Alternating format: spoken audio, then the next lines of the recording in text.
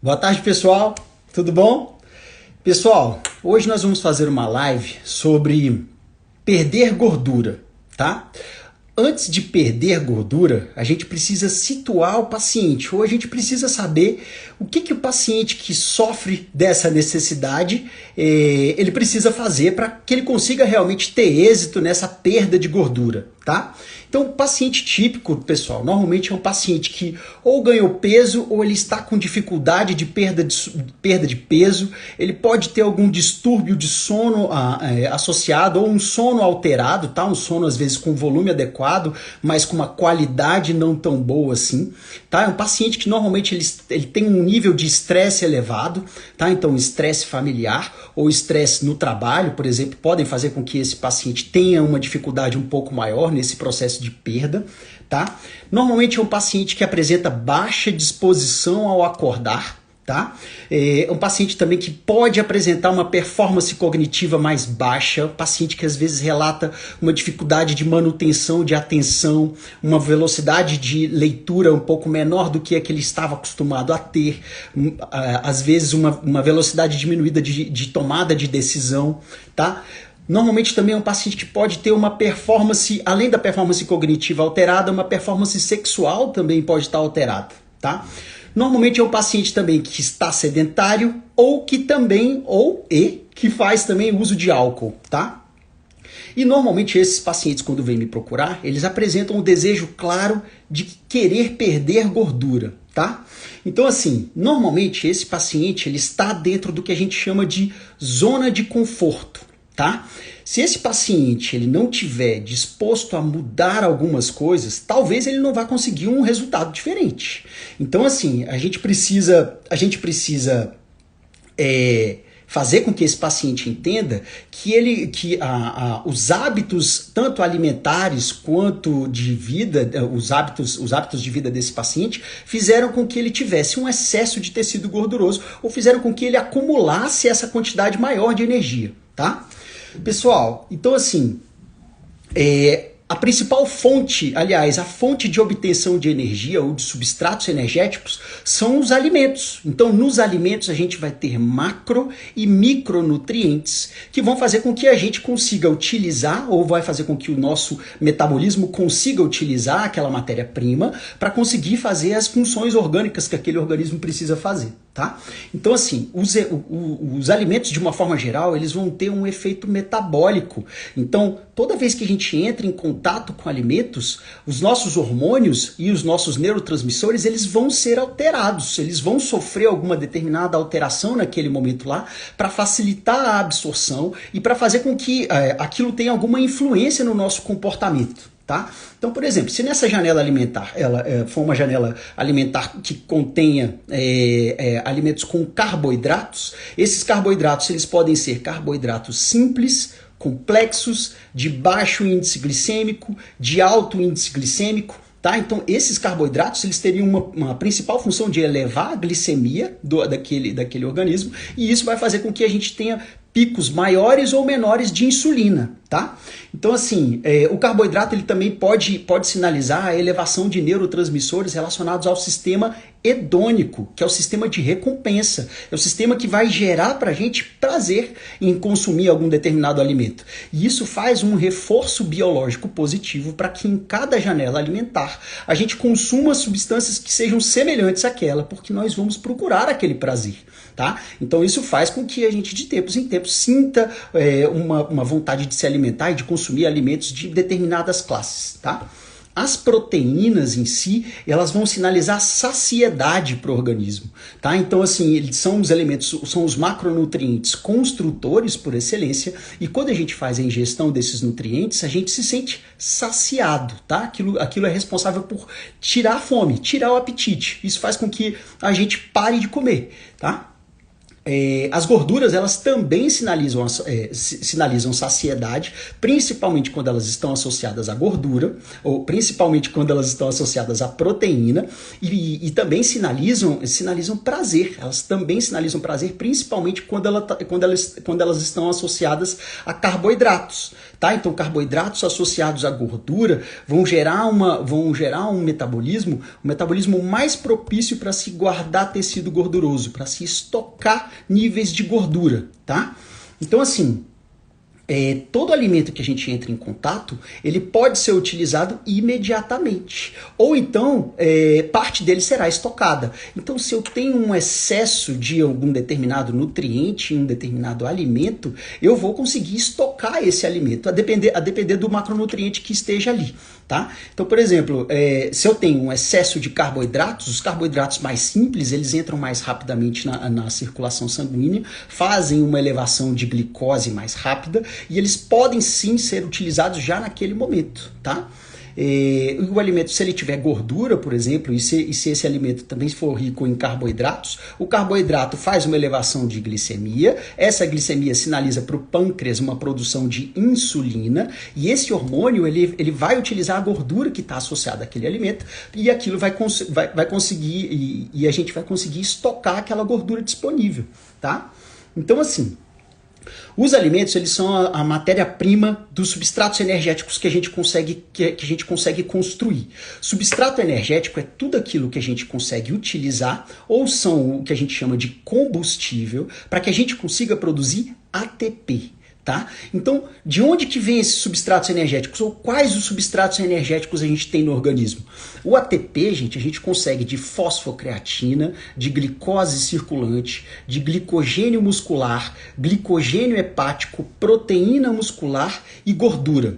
Então, a gente tem uma série de estoques que a gente vai poder utilizar para a gente cumprir as nossas diversas funções orgânicas, tá bom? Então, assim, os substratos energéticos. Então, para que eu gaste gordura, eu preciso de um cenário, ou de um metabolismo, ou de uma determinada atividade em que a gordura seja o substrato principal a ser utilizado naquele momento. Então, dos substratos energéticos que eu tenho disponíveis, o nosso organismo ele não fica esperando a gente iniciar uma determinada atividade física para simplesmente começar a utilizar um substrato energético. A todos os momentos, nós utilizamos todos os substratos energéticos disponíveis. Todos, só que prioritariamente a depender da atividade física que a gente estiver, a depender da intensidade que a gente estiver fazendo aquela atividade física, eu vou priorizar o gasto de um determinado substrato energético. Então, por exemplo, nas diversas funções, a gente sentado aqui conversando, ou se eu estivesse estudando, ou se eu estivesse só sentado assistindo televisão, ou em pé, em repouso, a gente gasta prioritariamente glicose circulante e gordura, tá? E se eu começar a fazer alguma atividade física leve, em velocidade constante, a gente vai gastar prioritariamente gordura, glicose circulante e uma parte de glicogênio muscular e uma pequena parte de proteína muscular. Tá? E se essa atividade física for uma atividade física aeróbica, já moderada ou intensa, eu vou diminuindo a utilização de gordura como principal fonte de energia para produzir aquele exercício naquele momento, e eu vou aumentando a minha utilização de glicogênio muscular e de proteína muscular para realizar aquele exercício. E se for uma atividade física muito intensa? Quando for muito intenso, a utilização de gordura ela é mínima, ela é pequena. A gente vai utilizar prioritariamente glicogênio muscular e uma fração de proteína. Tá? E uma fração até grande de proteína se essa atividade física for muito intensa. E isso falando dos exercícios aeróbicos, então a gente consegue quantificar, a gente consegue saber se aquele exercício é leve, moderado ou elevado pela quantidade de VO2, pelo nível de VO2, que é o volume de oxigênio gasto naquele exercício, ou pela frequência cardíaca, ou por um percentual da frequência cardíaca máxima. Então, por exemplo, para a gente ter uma ideia, as pessoas conseguem fazer um cálculo simples para descobrir qual é a própria frequência cardíaca máxima. Se você pegar 220 e diminuir a sua idade desse valor, você consegue a sua frequência cardíaca máxima. Lógico que eu tenho um exame para identificar a sua frequência cardíaca máxima de forma precisa. Tá? Mas esse cálculo simples, ele é interessante e a gente pode usar, inclusive atletas podem fazer esse uso, tá? Mas pessoas que estão começando a fazer uma atividade física, por exemplo, para descobrir a frequência cardíaca máxima, basta tirar a idade. Então, por exemplo, um paciente de 20 anos, ele tem uma frequência cardíaca máxima de 200 batimentos. Para que a gente saiba, para que a gente fale para esse paciente que ele precisa realizar um exercício moderado, ele precisa saber qual o percentual da frequência cardíaca máxima dele que ele precisa estar realizando um determinado exercício, para que a gente priorize, para que a gente direcione determinado gasto de um substrato energético específico. Então vamos lá, se esse paciente for fazer uma atividade física aeróbica, a gente indica para esse paciente de 20 anos que ele precisa manter uma atividade física próxima de 65% da sua frequência cardíaca máxima. Então, por exemplo, em torno de 130 batimentos cardíacos seria o que a gente chama de L1 desse paciente, tá? Então, um paciente que tem uma frequência cardíaca máxima em torno de 200, ele vai ter o L1. Então aqui, frequência cardíaca máxima 200 batimentos por minuto, e aí ele tem o L1 e ele tem o L2. L1 é 65% dessa frequência cardíaca máxima, então em torno de 130 batimentos para esse paciente em específico, paciente do exemplo. O L2 seria 80% dessa frequência cardíaca máxima, então 160 batimentos por minuto. Tá?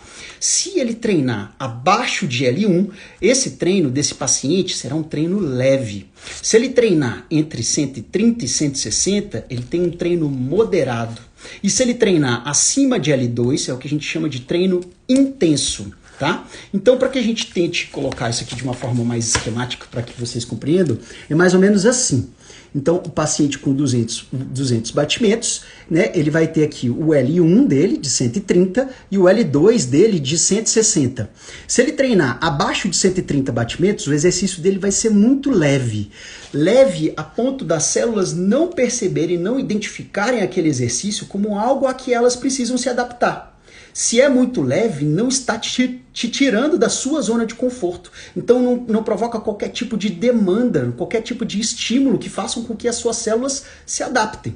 Agora, quando a gente tem, por exemplo, um treino já moderado, então acima de L1, em direção a L2, um treino moderado e mais próximo de L1, eu tenho um gasto de substrato energético específico maior do que os outros. E é a gordura. Então a gordura ela é mais gasta quando eu estou próximo de L1 durante o exercício. Quando eu tenho um treino acima de L2, a gente fala que esse treino ele é intenso. Então um treino intenso eu tenho prioritariamente gasto de glicogênio muscular e de proteína muscular. Então vale mais a pena eu treinar em L2 baixo, em torno de 130 batimentos, depende. O seu treino, durante o seu treino, você gasta prioritariamente gordura. Mas assim que você termina o seu treino, vamos supor que o seu treino durou entre 30 minutos e 60 minutos de treino. E você só treinou o treino moderado, mas um moderado baixo, próximo do seu L1, próximo de 130 batimentos nesse paciente de 20 anos. O seu gasto prioritário durante o treino foi sim gordura, mas assim que acabar o seu treino, para que você volte à sua homeostase, para que você volte ao seu padrão normal, você permanece utilizando alguns substratos energéticos até que você volte ao seu padrão original. Nesse período, você gasta prioritariamente gordura também. O nome desse período em que você continua gastando energia para que você volte à sua homeostase, a gente chama de EPOC. O EPOC é o gasto excessivo de oxigênio pós-exercício. Quando você faz um exercício moderado e moderado baixo, esse EPOC para um exercício de um exemplo entre 45 minutos e 1 hora vai durar em torno de 1 hora. Beleza, nessa 1 hora você vai continuar gastando gordura.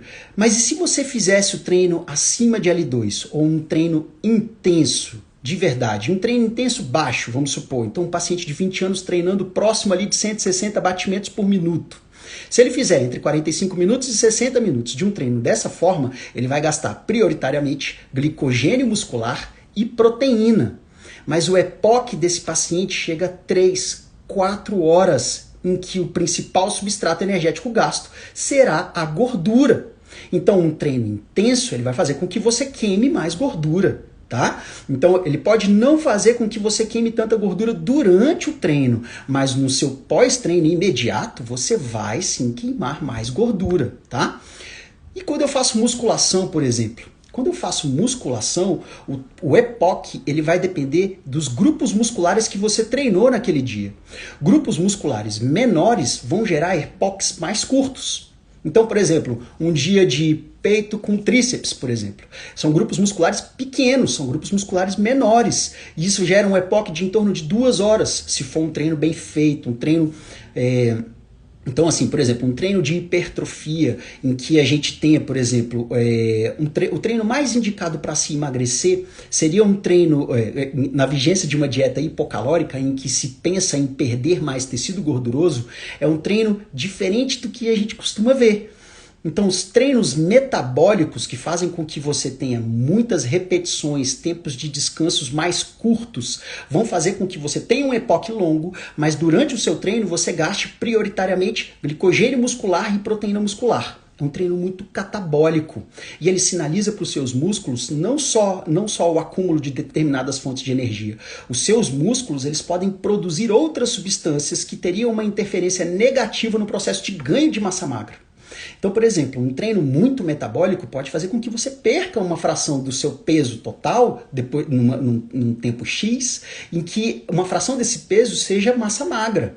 Então, um treino metabólico, mesmo que seja um treino de força, eu posso perder massa magra? Sim, se o seu treino for metabólico. Então, treinos com números de repetição muito altos, tempo de descanso muito curtos, circuitos bisete, trisete, muitas vezes eu tenho que ver qual é o objetivo daquele paciente, porque ele pode perder massa magra se ele estiver na vigência de uma dieta hipocalórica. E ele pode perder bastante massa magra, chega a 30% das perdas totais de peso que esse paciente pode ter.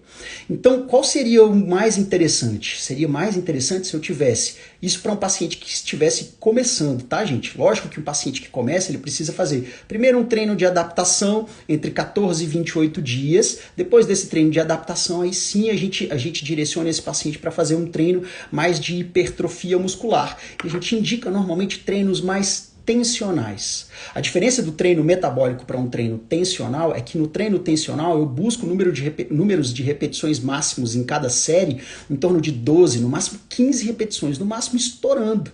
Então a gente ajusta a carga para que esse paciente chegue próximo desses valores, em torno de 12 repetições, isso na primeira série de cada exercício, com uma carga que gere para ele um certo desconforto quando ele chegue próximo de 12 repetições. Esse paciente ele precisa de descansos passivos. Então a ideia seria não fazer bisete, não deixar esse paciente fazendo descanso ativo, sai de um exercício, vai para outro, vai correr, vai fazer outra coisa.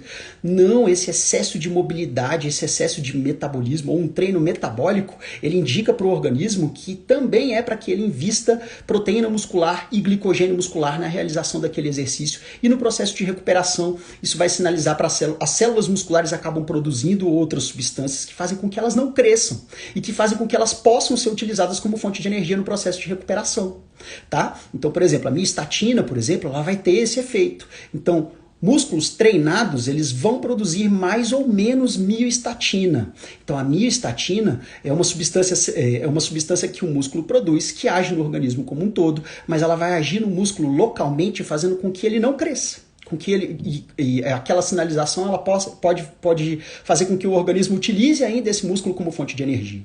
Quando eu tenho treino tensional em específico, em que eu tenho número de repetições máximos em cada série, seguidos de descansos passivos, isso faz com que o músculo ele consiga recuperar fontes energéticas que ele tenha utilizado naquela primeira série, e isso protege o músculo de um catabolismo, tá? E aí o músculo ele passa a não ser utilizado como fonte de energia e no processo de recuperação ou de supercompensação, aquele músculo ele sinaliza para o organismo que ele não pode ser gasto. ou é para que o organismo utilize as menores frações possíveis de tecido muscular para que ele produza energia. E isso faz com que o organismo acabe direcionando mais os gastos para as fontes de gordura. Tá certo? Então, assim, treinos tensionais com números de repetições elevados, seguidos de descansos passivos, elevação progressiva de carga a cada série, diminuição progressiva do número de repetições máximos. Isso pode ser um caminho interessante para quem esteja fazendo uma dieta hipocalórica, uma dieta um pouco mais difícil, uma dieta que vá fornecer para o seu organismo uma quantidade calórica menor do que a que ele precisa para se manter, e esse déficit vai fazer com que o organismo procure nas reservas que ele tem de onde ele vai tirar a energia para que ele consiga se manter realizando as funções orgânicas dele, tá? Então é mais ou menos isso, pessoal. Então olha só, todos os substratos utilizados, então assim, todos os substratos energéticos que a gente tem, eles são utilizados simultaneamente, e a depender da atividade física que a gente está fazendo, a gente vai priorizar um determinado substrato energético em detrimento de outros. Então, em repouso, eu gasto mais glicose circulante, proteína muscular. Num exercício de musculação, por exemplo, na primeira série, nos primeiros 10 segundos, eu vou gastar prioritariamente fosfocreatina. E para a gente concluir aquela série, provavelmente a gente vai utilizar mais glicogênio muscular, tá? Mas assim que acabar a série, ou assim que acabarem todos os exercícios, a gente entra em EPOC. Então, grupos musculares pequenos geram EPOCs menores. Grupos musculares extensos geram EPOCs maiores. Em EPOC, a gente gasta prioritariamente gordura como principal fonte de energia, tá? Então a gordura ela fica armazenada sob a forma de triglicerídeos ou de triacilglicerol. Esses triacilgliceróis eles são mobilizados e aí eles são levados até o fígado para que eles consigam ser metabolizados em colesteróis que possam ser, em moléculas de colesterol que possam ser utilizadas pelos grupos musculares. Então, pessoal, tem muita gente que fala assim, como é que eu faço para queimar uma gordura que esteja localizada num determinado ponto? Não tem jeito. É igual se eu falar para o paciente assim, se eu tenho só água, eu só quero tirar a água dos cantos da piscina, como é que eu faço? Se eu retiro a água de um canto da piscina, o que vai acontecer com todo o resto? Vai se redistribuir. Então, no processo de perda de gordura, a gente faz uma perda global de gordura e isso pode fazer com que você perca gordura localizada também, tá? Mas a gente pensar em fazer em uma estratégia para perder gordura em determinados pontos, assim, isso é ilusório, tá? Se algum profissional fala que consegue fazer isso, é assim, uma coisa que fisiologicamente a gente não consegue dar sustentabilidade para esse tipo de afirmação, tá bom, gente? Então, olha só, voltando, então assim, a gente em repouso gasta glicose circulante e gasta gordura como principais fontes de energia. Se a gente estiver estudando, a gente também faz o gasto desse tipo. Se a gente for fazer uma série de musculação, você gasta sempre, você inicia o seu treino, então a gente tem fibras musculares, fibras lentas e fibras rápidas. As fibras lentas são as fibras vermelhas ou fibras do tipo 1, fibras que vão utilizar como principal fonte de energia. Eles vão usar o metabolismo glicídico, o metabolismo beta-oxidativo como principal fonte de energia, tá? Essas fibras são prioritárias em quem faz treinos de longa distância. Então, por exemplo, um atleta fundista, maratonista, por exemplo, ou quem faz maratona aquática, ou quem faz exercícios por longos períodos, normalmente são atletas mais resistentes. Eles têm uma quantidade maior de fibras do tipo 1.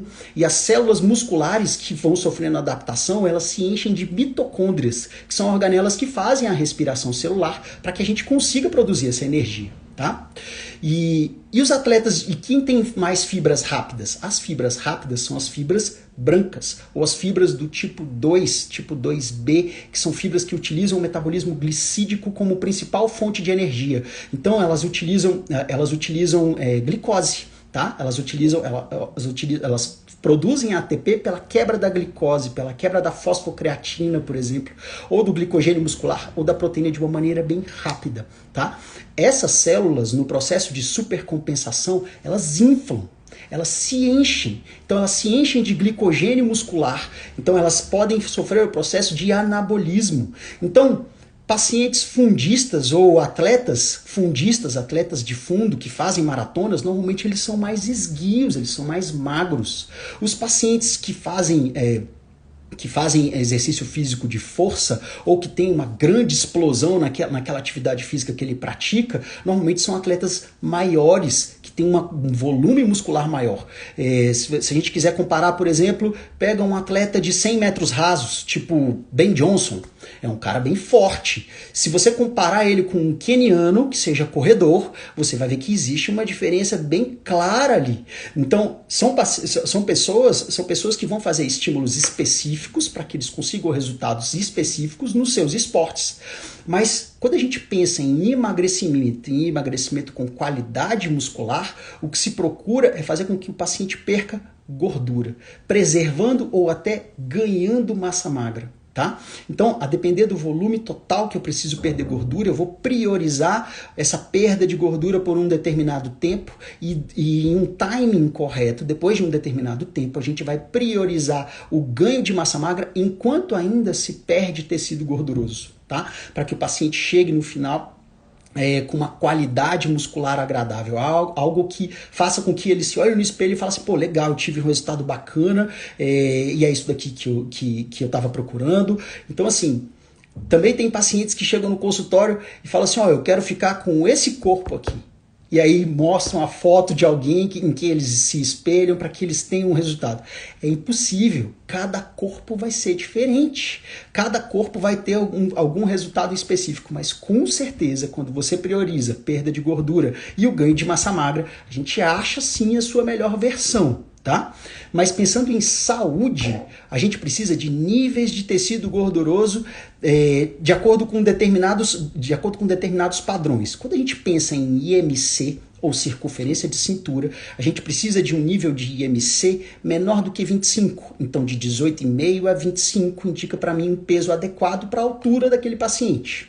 Quando eu tenho um sobrepeso, eu tenho um IMC de 25 a 30. Pacientes que já apresentam sobrepeso, quando eles têm essa quantidade de tecido gorduroso por períodos superiores a 10 anos, eu tenho elevação de risco de doenças que podem matar. Tá? Então, um paciente em sobrepeso já pode ter isso? Sim, pode. Mas à medida que ele tenha um IMC ainda maior, esses riscos são também ainda maiores. Tá? Então, obesidade grau 1, que é o IMC acima de 30, obesidade grau 2, acima de 35, obesidade grau 3, acima de 40 de IMC, e tem os super obesos com IMC acima de 50, acima de 55, tá? São pacientes que têm uma quantidade de tecido gorduroso que eleva risco, tá? Esses pacientes, todos eles precisam emagrecer, tá? E tem pacientes com 25 de IMC, por exemplo, que precisam emagrecer? Sim, normalmente a gente vê isso ou com a circunferência da cintura ou com um exame de bioimpedância que vai me dar o percentual de gordura daquele paciente. A depender do exame de bioimpedância, ou a depender, assim, existem vários outros exames, tá, gente? Aliás, o exame padrão ouro para se avaliar o percentual de gordura é chamado de DEXA, tá? Que a gente consegue fazer a solicitação do pedido desse exame pela cintilografia óssea de corpo inteiro. Tá? Quando a gente faz essa solicitação, a gente consegue que o paciente consiga realizar esse exame em específico para que a gente se baseie, ou para que o trabalho dele seja baseado nesse tipo de exame em específico. Mas eu preciso, na verdade, de um exame que me dê parâmetro. O exame de bioimpedância, por exemplo, é um exame que vai passar uma corrente elétrica de baixa intensidade pelo organismo, e isso pela diferença da impedância ou da velocidade dos elétrons nos diferentes tecidos, esse exame vai me dar o quanto que eu tenho de gordura, o quanto que eu tenho de massa magra, e isso faz com que eu tenha um exame de base para poder planejar o tratamento desse paciente. Se você não sabe de onde você está partindo, talvez você não tenha ideia de onde você chegou depois de iniciadas algumas estratégias. Muitos pacientes que às vezes seguem alguma estratégia vista na internet ou tentam fazer o emagrecimento sozinho, muitas vezes eles não têm nem ideia de qual era o resultado, de onde eles estavam, para que depois eles pudessem realmente comparar o resultado deles com aonde eles estavam. Muitos pacientes podem inclusive tirar foto. Tirem foto de você mesmo no espelho quando você for começar a fazer essas estratégias. Isso é interessante, isso marca um início. Tem alguns pacientes que usam a circunferência da cintura, mas de forma intuitiva. Eles vestem uma roupa, veem que aquela roupa ela está numa determinada medida, e depois de um determinado tempo vestem de novo aquela roupa e eles veem se aquela roupa coube ou se ela ficou mais larga ou mais frouxa, tá? É uma forma também, mas é uma forma bem caseira, né? Em termos de circunferência da cintura, por exemplo, um paciente ou uma paciente com um IMC de 25, ela pode ter uma quantidade de tecido gorduroso que seja ruim para ela ou que eleve riscos? Sim, eu posso estar diante de uma falsa magra ou de um falso magro, tá? Então, pela circunferência da cintura, por exemplo, uma paciente de 25 de IMC pode ter uma circunferência de cintura maior do que 80 ou maior do que 88. É raro de se ver, mas pode acontecer, tá? Os pacientes que têm sobrepeso, obesidade grau 1, 2, quando fazem a circunferência de cintura, quando são do sexo feminino, a gente precisa ligar uma luzinha de alerta quando eu tenho circunferência de cintura acima de 80. E aí, realmente é um alerta forte quando eu tenho uma circunferência de cintura acima de 88. Quando eles são do sexo masculino, então eu posso ter um paciente com 25 de IMC do sexo masculino com uma quantidade de massa magra pequena e ele ser um falso magro? Posso, mas é mais raro. Falsas magras, elas são falsas magras. Aliás, o falso magro, o conceito de falso magro, ele é muito mais aplicado em mulheres do que em homens, tá? Então, assim, uma pessoa do sexo masculino com 25 de IMC, se ele for do sexo masculino, se ele tiver uma circunferência de cintura acima de 98 ou acima de 102, aliás, de 92, luzinha amarela, acima de 102, aí eu já tenho uma luz vermelha que eu já preciso realmente ter uma atuação mais importante, tá? Paciente que tem uma circunferência de cintura acima de 92 e é do sexo masculino, ele pode ter benefício na perda de peso? Pode ter sim muitos benefícios, tá bom? Quanto menos tecido gorduroso por tempos prolongados, menores serão os riscos ao longo da vida, tá? Então, aqui, exercícios aeróbicos. Então, exercícios leves, bom, como já foi falado lá no começo, então exercícios leves vão fazer com que a gente gaste prioritariamente gordura. Um exercício leve seria mais próximo do L1, tá? Mas depois desse exercício leve, a gente entra num período chamado EPOC, em que a gente continua gastando gordura, mas quando o exercício é leve, o EPOC é curto. Tá? Os exercícios moderados, eles são exercícios em que a gente gasta gordura também, mas numa fração menor, mas a gente gasta também glicose circulante, glicogênio muscular, tá? Proteína muscular também entra nos exercícios moderados. Então você investe isso durante o exercício e depois no processo de recuperação, quando você dormir ou quando você descansar, você recupera, você restitui essas fontes de energia que elas serão importantes, tá? Elas serão seus constituintes e vão ser importantes, por exemplo, no processo de manutenção de massa magra ou de ganho de massa magra e de perda de gordura. A gente precisa quantificar esses nutrientes, tá bom? Esses macronutrientes em forma de reserva, tá? Exercícios intensos, então, a gente vai gastar mais glicogênio muscular e proteína muscular e gordura entra numa fração muito pequenininha, tá? Nos exercícios de força, a gente tem treinos metabólicos, em que a gente gasta mais glicogênio muscular e proteína muscular e menos gordura. E tem os treinos tensionais, em que a gente gasta mais fosfocreatina, glicogênio muscular, proteína muscular e menos gordura durante o treino, mas depois do treino você entra em EPOC, que é um período em que você gasta gordura para que você volte à sua homeostase, ou volte aos seus padrões normais de funcionamento, ou aos seus padrões de repouso, tá? Então aqui, para que a gente perca a gordura, a gente tem algumas estratégias. Você tem estratégias comportamentais, estratégias medicamentosas e estratégias procedimentais. As comportamentais, elas devem ser comuns a todas as outras estratégias. Então, se eu quiser perder gordura, provavelmente eu vou precisar de fazer dieta e provavelmente eu vou precisar de fazer exercício. Esse seria o ideal.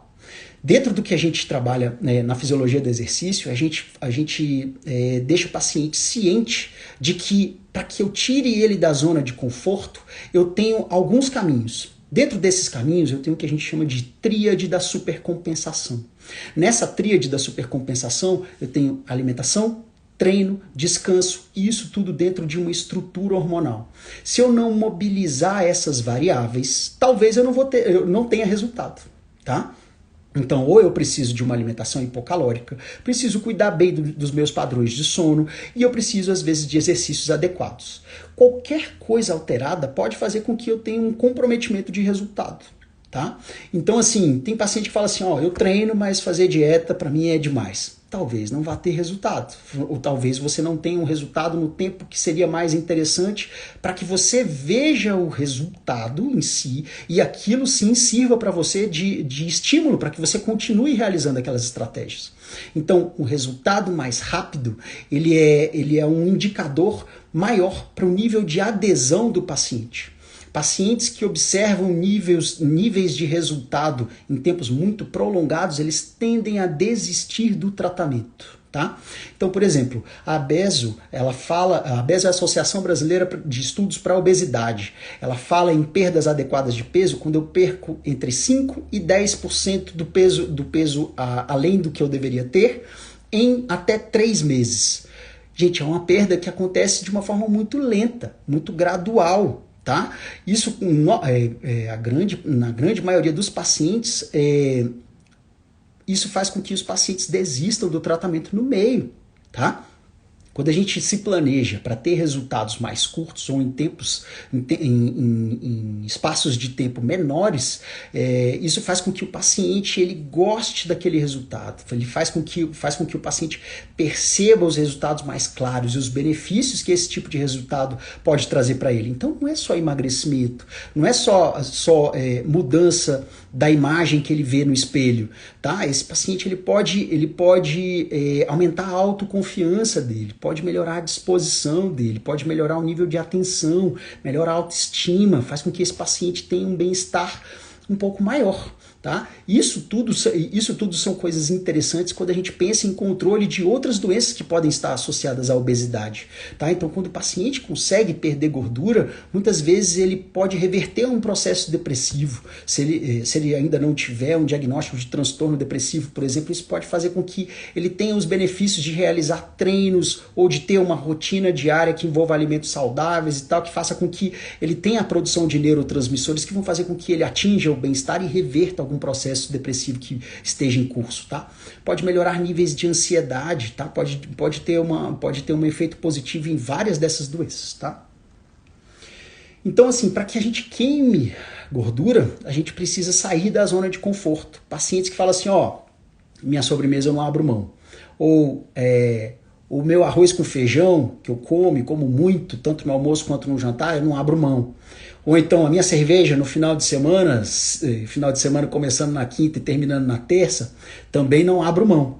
Pois é, aí a gente vai ser obrigado a falar para esse paciente, colocar os pés no chão e falar assim, olha, mesmo que você siga com as outras estratégias nos outros dias, pode ser que o seu resultado final não seja tão interessante. E isso aumenta a chance do paciente simplesmente descontinuar ou dele parar com as estratégias para o tratamento. Então, o paciente que quer emagrecer ou paciente que quer cuidar da saúde nesse sentido, por exemplo, quer melhorar bem-estar ou quer melhorar a qualidade de vida, muitas vezes ele tem que estar preparado para fazer modificações no que ele tem hoje, no atual. Então, hoje, ele pode estar dentro de uma zona de conforto. O organismo criou um ambiente metabólico propício para que ele reservasse o máximo de tecido gorduroso possível. Se você continuar fazendo exatamente tudo da forma como você vem fazendo, você vai ter o mesmo resultado. Você não vai mudar. Ou então você pode até caminhar para uma piora, aumento de tecido gorduroso. Tá? Então, assim,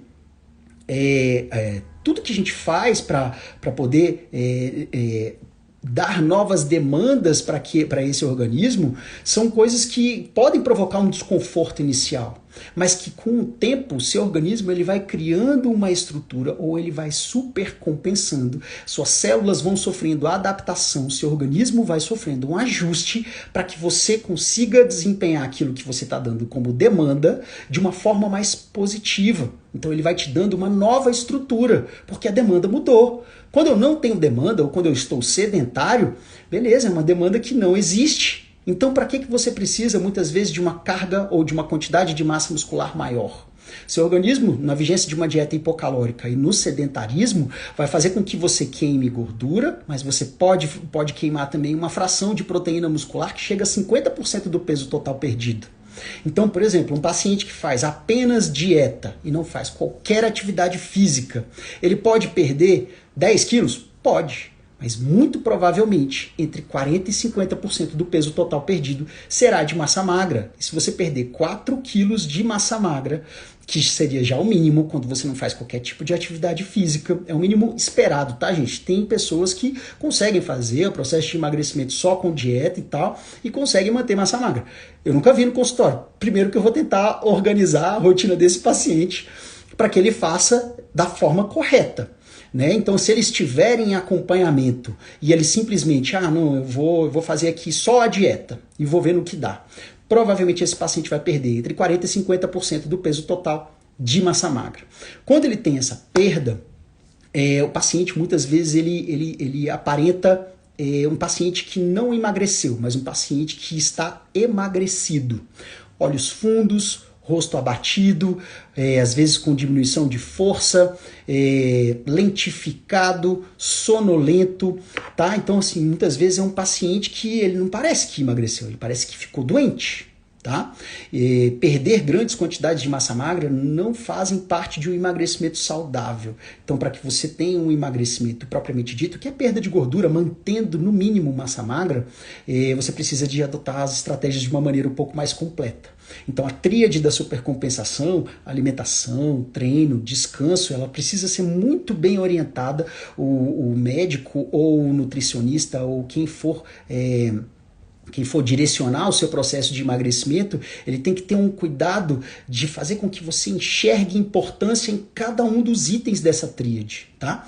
O médico, muitas vezes, ele vai analisar os padrões hormonais desse paciente. De acordo com a história clínica, ele vai ter condições de pedir exames laboratoriais para que ele estabeleça um diagnóstico nosológico, ou para que ele estabeleça realmente um diagnóstico. E se esse paciente tiver um problema metabólico, ele tenha condições de tratar ou encaminhar para algum especialista que possa tratar esse paciente na raiz do problema dele, se for um problema metabólico, por exemplo, tá? Manejar o sono, tornar o seu sono adequado, ou manejar o seu estresse, fazer com que você tenha tempo no dia para que você respire, para que você não fique tão absorto naquilo que te estressa mais. Muitas vezes a rotina de uma casa, muitas vezes na pandemia, a gente está em casa, mas aquela rotina da casa não é a sua rotina normal. Muitas vezes a sua rotina é trabalhando, é fora de casa. Quando você fica em casa e é obrigado a ficar em casa, você tem novos padrões de estresse, tá? Muitas vezes você meditar ou procurar fazer alguma atividade que seja prazerosa, que seja dar uma volta de carro, passar pelo parque, ver árvore, ver o lago, ver qualquer coisa que te traga bem-estar, é algo importante, tá? Esse manejo de estresse também é importante para que a gente tenha menos estresses agudos e menos estresses crônicos, tá? Então, quando a gente avalia, quando a gente pede os hormônios desses pacientes, muitas vezes a história clínica nos faz desconfiar de que o paciente possa ter alguma deficiência hormonal ou possa ter algo que a gente pode, via exercícios físicos, alimentação, medicamentos e às vezes hormônios, fazer com que a gente tenha uma estrutura metabólica propícia para que a gente use mais gordura como fonte de energia e para que a gente consiga construir massa magra também no processo de emagrecimento, tá? Tem alguns pacientes, por exemplo, pacientes que têm um IMC mais baixo e, por exemplo, precisam se for do sexo feminino e tiver um percentual de gordura acima de 30, essa paciente ela teria benefício em diminuir o percentual de gordura e não necessariamente precisaria perder gordura para diminuir esse percentual. Como? Ganhando massa magra. Se ela aumentar a massa magra, ela vai ter uma diminuição percentual de uma massa de gordura absoluta. Então, o que seria isso? Por exemplo, uma paciente do sexo feminino que tenha, por exemplo, de massa magra 22 quilos, tenha 1,70 m e tenha um percentual de gordura de 35%. Se ela ganhar em torno de 3 quilos de massa magra, mantendo exatamente aquela mesma quantidade de gordura, o percentual de gordura dela cai. E se ela ganhar 3 quilos de massa magra sem perder gordura, ela pode ganhar peso? Sim. Então é uma paciente que pode ficar 3 quilos com peso na balança, 3 quilos a mais e ter emagrecido. tá? Então, assim, só que isso as mulheres não topam muito, tá? As mulheres normalmente elas gostam muito de ver o ponteiro da balança descer, tá? Ou o número que tá ali descer. Então, muitas vezes não é um trabalho que as mulheres curtem muito fazer e a gente procura sempre, no início de um trabalho, entrar em um consenso. Então a gente tenta passar para a paciente a maior carga de informações possíveis para que ela entenda as estratégias que serão aplicadas e algumas coisas da estratégia elas podem participar ativamente para que elas escolham como é que a gente vai fazer essa perda juntos. Tá? Então, assim, não existe dieta de gaveta ou uma estratégia de exercício físico de gaveta que vai se dar para cada paciente. Cada paciente é único, ele tem os seus horários, ele tem as suas necessidades, ele tem diversas coisas no dia dele que ele vai precisar muitas vezes de uma coisa mais individualizada. Ou se ele puder absorver algumas informações e conseguir dentro da rotina dele aplicar aquelas informações de uma maneira que ele alcance algum nível de melhora, beleza, isso já faz parte do tratamento dele. O paciente, o tratamento dele, ele se inicia não com medicamento, ele se inicia com informação.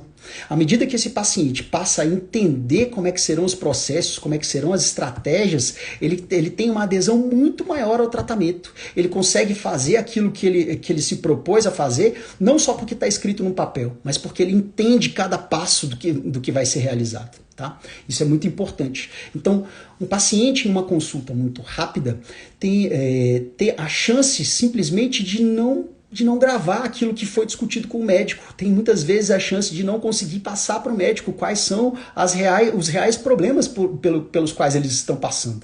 Tá? Então, uma consulta médica nutrológica com tempo inferior a 45 minutos não é algo interessante. Então, muito cuidado quando vocês forem procurar algum médico ou alguém para tratar da saúde de vocês e às vezes querer, por exemplo, eu vou no meu médico do convênio ou eu vou no meu médico mais barato. Tá? O barato pode sair caro. Eu tenho visto uma quantidade de maus profissionais do mercado que fazem uma consulta pelo convênio, indicam medicamentos para que os pacientes tomem na própria clínica, muitas vezes sem ter estrutura ou liberação da Anvisa para poder fazer esse tipo de trabalho, tá? Vendem esse medicamento e muitas vezes medicamentos com ação discutível, em que o paciente não é informado do que tem ali, do que vai ter. Muitas vezes são medicamentos aplicados de maneira endovenosa.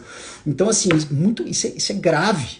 Gente, eu tenho visto uma quantidade de pacientes que chegam para mim com a prescrição do médico escrito soro da beleza, 4 aplicações, aplicação de corticoide, não sei quanto, aí tem lá essa descrição lá e uma conta absurda embaixo, tá? Muito cuidado com esse tipo de profissional. Tá? Não existe soro da beleza. É igual eu falar para vocês assim, existe detox. Você vai fazer aqui um detox de não sei quantos dias, você vai tomar esse suco verde aqui e tal. Não existe. Não existe. Muito cuidado com os profissionais na hora de você escolher um bom profissional, de alguém que vai tratar da sua saúde. Você pode, ali naquela consulta pode ser a chance de um picareta te empurrar um produto que não vai alterar a sua saúde, não vai melhorar a sua saúde e pode inclusive piorar o seu estado de saúde, além de você se sentir enganado depois. Tá? Então, muito cuidado com isso, muito cuidado com quem você escolhe para tratar a sua saúde. Você precisa de alguém que seja sério, alguém que olhe para você, te respeite como indivíduo, escute quais são as suas queixas, consiga planejar, te passar um determinado nível de conhecimento para que você entenda que aquela estratégia vai realmente fazer bem para você. Tá? Isso aqui é até um desabafo, que eu tive uma prima minha que deixou de ir em mim porque ela quis ir em um médico que o convênio dela ajudaria. E o doutor simplesmente fez uma prescrição com soro da beleza e outras coisitas afins que simplesmente fizeram com que ela gastasse R$ 1.800. E isso realmente eu falei assim, olha, isso é um mal profissional. Entendeu? Então, assim, maus profissionais assim, eles precisam ser denunciados. Vocês precisam pegar o telefone do CRM e falar assim, ó, tal médico tá fazendo tal coisa, tá fazendo desse jeito e tal. Então, assim, se você se sentiu enganado, se você sentiu que aquilo lá não foi bem feito, que aquilo te fez mal, que seja para a saúde do seu bolso, às vezes, você pode discutir isso, entendeu? Então, assim, muito cuidado com quem vocês escolhem, tá? Gente, então assim, os pacientes que vão receber uma estrutura de conhecimento, ou assim, a gente vai apresentar a tríade da supercompensação, falar sobre a importância de você seguir realizando determinadas estratégias, são pacientes que muitas vezes eles vão querer manter alguns hábitos que podem ser não tão interessantes no processo de emagrecimento ou no processo de utilização de gordura como principal fonte de energia. Os principais desafios são o consumo de doces, tá? O consumo de alimentos que são ricos em carboidratos e gorduras, tipo pizza, sanduíche, crepe, tudo isso é bem gostoso. Quando você escuta essas coisas, batata frita, chocolate, sorvete, tá? São coisas que são atraentes, principalmente por quem está acima do peso, porque pode fazer um consumo disso daí, mas vezes com muito mais frequência do que as pessoas que têm o peso que está dentro do padrão de normalidade, tá? E sentem um prazer muito grande em consumir isso daí. Então, para que a gente retire isso ou coloque de uma forma que o paciente não faça o consumo de uma forma que ele tenha um resultado ruim no final, isso pode acontecer. Então, assim, outro desafio também é o consumo de álcool. Então, pacientes que falam assim, não, eu só consumo álcool só no final de semana. Muito cuidado com o só no final de semana, tá? Tem pacientes que acham que o final de semana começa na quinta e termina na terça, tá? Então, muito cuidado com isso. Pacientes que fazem um consumo baixo de álcool, a gente tem que saber o quanto que esse paciente consome e o que seria esse consumo baixo por semana. Talvez, no início de uma estratégia, esse paciente seja orientado a tirar esse álcool durante o início do trabalho, tá? E aí o paciente ele pode ser informado, se você mantiver o álcool, seu nível de resultado vai ser X, de acordo com a sua individualidade. Ou se você retirar o álcool, esse resultado vai ser bem interessante, ele vai caminhar para isso daqui. Se o profissional tem condições de fazer isso, e o paciente confia e tem realmente um resultado daquele jeito, você ganha muitos pontos com esse paciente. Isso faz com que esse paciente também passe a acreditar um pouco mais naquilo que você tem para passar para ele de informação, tá? Então, gente, numa consulta clínica, o nosso papel é afastar outras causas para explicar o excesso de gordura desse paciente. Então a gente precisa eliminar a chance dele ter alguma doença endócrina, ou se ele já tem alguma doença cardíaca, ou se ele já tem alguma outra doença. É o papel do médico realmente eliminar isso daí, tá? Se ele desconfiar de alguma coisa, o médico ele vai ter condições de pedir os exames complementares necessários. Normalmente a rotina nutrológica envolve exames laboratoriais, tá? Mas muitas vezes a gente pode pedir a rotina cardiológica, uma rotina para prática de exercícios físicos, tá?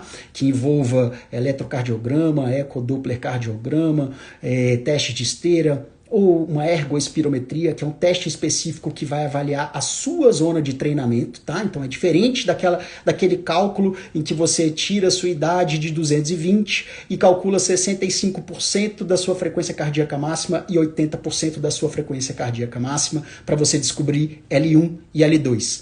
Níveis mais baixos que L1 de treino vão fazer com que você tenha um treino leve. Provavelmente você não vai sinalizar para o seu organismo que ele precisa melhorar. Ou talvez ele não precise se adaptar àquilo. Isso acontece muito em quem já caminha e caminha por períodos superiores a 4 meses. Então pacientes que chegam assim, eu já caminho há 10 anos e eu nem suo camisa. Provavelmente aquele paciente não está tendo melhora. O estímulo de treino que ele está fazendo não está indicando nenhuma demanda diferente do que ele já tem, tá? Então, treinos moderados são treinos entre 65% e 80% da frequência cardíaca máxima. Então, ali, 65% seria seu L1 e L2 seria 80% da frequência cardíaca máxima. Seu treino vai ser intenso quando eu tenho acima de 80% da frequência cardíaca máxima, tá? Mas eu preciso avaliar qual é o tipo de treino e que tipo de energia que eu vou gastar naquele treino em específico, tá? Então, lembre-se que depois do seu treino, você entra em EPOC, que é o gasto excessivo de oxigênio pós-exercício. Nesse período, o seu gasto prioritário é de gordura, tá? Então é mais interessante muitas vezes você fazer. Só que assim, quem vai te situar com relação ao seu treino, não adianta você ter treinos intensos todos os dias ou ter treinos leves todos os dias. Quem vai planejar esse treinamento junto com você é o seu professor de educação física. Então, ou vocês vão precisar de uma consultoria online, ou vocês vão precisar de uma academia, ou vocês vão precisar de um aplicativo que te dê um norte, tá? Que tenha exercícios indicados para quem está iniciando ou para quem já está moderadamente já adaptado, ou para quem já é experiente naquele determinado exercício, tá? Então, muito cuidado nesse planejamento aí, porque não basta às vezes você ter só as informações. O direcionamento de um profissional, alguém que vai pensar o seu macrociclo, o seu mesociclo, o seu microciclo, é extremamente importante, tá? A variação de objetivos dentro desse planejamento é ganho de força e de massa magra, ganho de resistência de força, de capacidade respiratória. Então, assim, você tem vários objetivos a depender do tipo de demanda que você vai entregar para o seu organismo. E isso também vai fazer com que você gaste gordura de uma maneira um pouco mais assertiva, a depender do tipo de dieta que você vai realizar. Então, é um conjunto de estratégias, nunca é uma estratégia única, tá? Os exercícios físicos, eles são interessantes? São muito interessantes. O seu organismo, quando ele sai do sedentarismo e ele começa a fazer qualquer tipo de atividade física, então uma atividade física por 30 a 45 minutos, a OMS ela fala em 150 minutos de uma atividade moderada por semana, ou metade desse tempo de uma atividade intensa por semana. Gente, se isso for aplicado na população brasileira, mais de 70% da população vai ser classificada como sedentária, tá? Então, assim, mas é uma classificação. Então, isso, se a gente for respeitar isso daí, tá? As orientações de treino, elas tem bastante coisa, tem bastante treino para ser feito aí toda semana, para quem não quiser ser classificado como sedentário. Tá bom? Os exercícios físicos, eles vão sinalizar para o organismo utilização de tecido gorduroso, eles vão sinalizar produção de hormônios de crescimento, produção de hormônios sexuais, aumento de massa magra, tá? Então, existem vários tipos de sinalização que, de acordo com a demanda, vão fazer com que você melhore, vão fazer com que a sua estrutura metabólica ela fique mais otimizada e você fique cada vez mais preparado para que você realize uma performance melhor naquele tipo de exercício que você escolheu para realizar, tanto no seu processo de perda de gordura ou de ganho de massa magra, depende do objetivo que você tem em mente, tá? Ou que você vai estabelecer junto com o seu treinador, com o seu médico, com o seu nutricionista, tá? Mas os exercícios físicos, eles são absolutamente necessários, tá? Pessoal, vou encerrar por aqui. Foi um prazer. Quem ficou do começo até o final eu agradeço bastante, tá? Na quarta-feira a gente vai fazer uma nova live e a gente vai fazer uma live falando apenas de medicamentos, tá? O uso de medicamentos para emagrecer, eles são absolutamente necessários? Ou eu consigo emagrecer só com as estratégias comportamentais? Vamos falar dos medicamentos que existem no mercado, o uso on-label, o uso que tem em bula, né? Então, aquele medicamento, quando ele é on-label, ele é indicado na bula, que ele é para emagrecimento, e existe o uso off-label dos medicamentos que não tem escrito em bula que eles produzem emagrecimento, mas a gente sabe que eles sim ajudam no processo de perda de peso, ou perda de gordura em específico, quando a gente tem exercício físico, alimentação adequada e descanso adequado. Pessoal, muito obrigado aí pelo apoio de vocês, tá? Vou ficando por aqui. Tchau, tchau. Grande abraço.